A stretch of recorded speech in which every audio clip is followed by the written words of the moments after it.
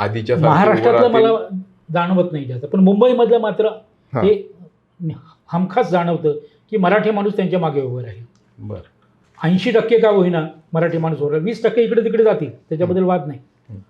कसं आहे, ज्या वेळेला शिवसेना स्थापन झाली त्यावेळेला बघा, तुम्हाला आता म्हणतं की एक नेरेटिव्ह चालवलं जाते आत्ता की शिवसेनेने हिंदुत्व सोडलं, एक नेरेटिव्ह. हो.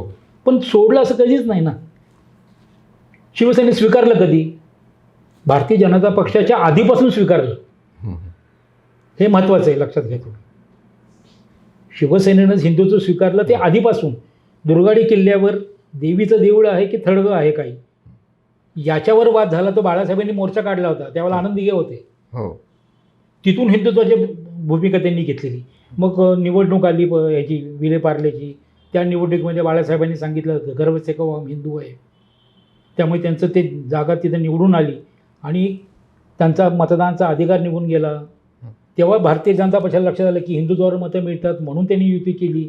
हे सगळं बरोबर आहे, परंतु बाळासाहेबांनी कधीही अशी टोका ही भूमिका कधी घेतली नाही.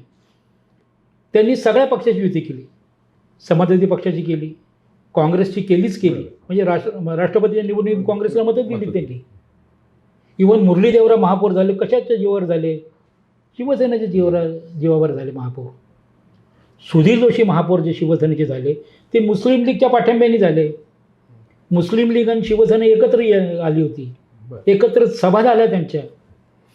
त्यामुळे शिवसेना हिंदुत्व सोडलं बिडलं असं काहीच नाही हो, पण ते नेरेटिव्ह तयार केलं जातं. तशा पद्धतीनं यांनी मराठी सोडून दिलं.